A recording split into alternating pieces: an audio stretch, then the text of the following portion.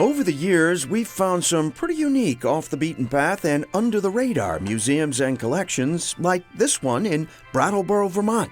What's more, this is the rare collection you can play with, if you know how to play. If only I knew Phantom of the Opera. These surviving slate buildings are what remain of what was one of Brattleboro's biggest employers in the late 19th century. Over several city blocks, the SD Organ Company manufactured reed organs, distinctive for their style and great craftsmanship, making SD an industry star.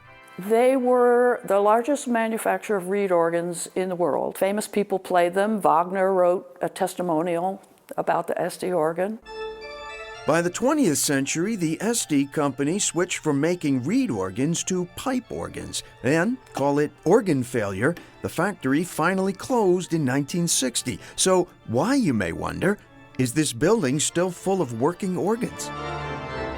Because when you're about to move or downsize somewhere and you have an old organ lying around that says Brattleboro, Vermont on it, you may not want to toss it in the trash. You call up Brattleboro, Vermont, and say, gee, I have this organ, and for many years the Historical Society said, well, if you can get it here, we'll take it.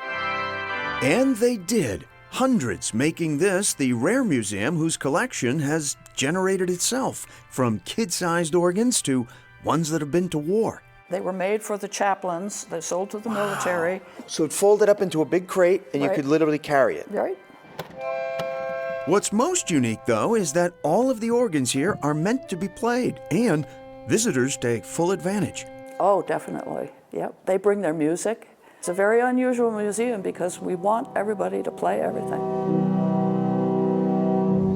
There are some sites of historical interest that are not off the beaten path at all. In fact, this one's hiding in plain sight. We're in a neighborhood, just someone else's house. You'd never know it unless you looked at the plaque on the house and say, oh, the first home phone line was here.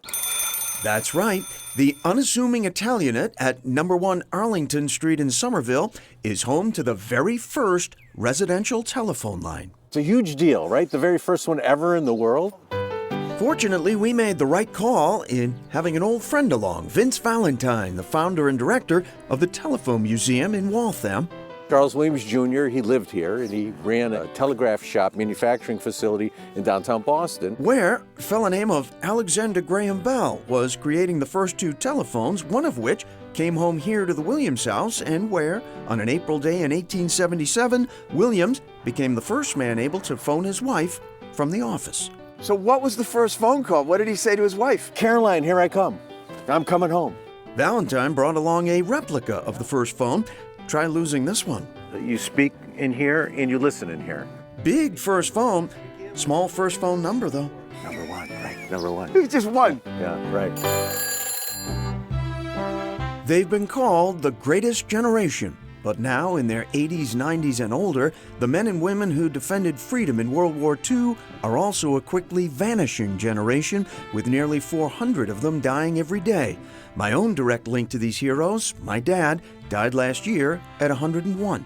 We still get World War II veterans who visit, not as many as we used to. Cara Fossey is the executive director of the Fort Devens Museum in Devens, Mass. It's on the 3rd floor of an office-like building, easily missed driving by, but a peek inside is like taking a step back in time. We tell the history of Camp Devens and Fort Devens, starting back in 1917 when Camp Devens was built for World War I. By World War II, Devens was the main reception center for this entire region of the country. Which meant that everyone going into the Army who lived in New England would come through Devens. Including my dad. Yeah, and my grandfather. Yeah. So a lot of people have that connection even if they think they don't. Most of what we have, we get via donations, kind of a combination of uniforms, photographs, equipment, documents. Probably the most interesting things we have, to me anyway, are letters and diaries, because one of our priorities here in the museum is that we really try to focus on the individuals who came through here.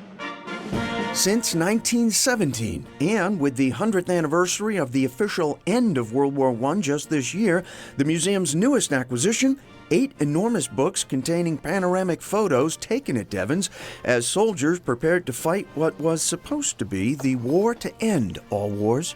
304th Infantry Band. Yep, and that was part of the 78. 76th Division, which trained here before heading overseas. You wonder how many of these poor guys came back. From World War II, a small but respectful nod to a favorite of mine, the storied 10th Mountain Division. Talk about a ski boot.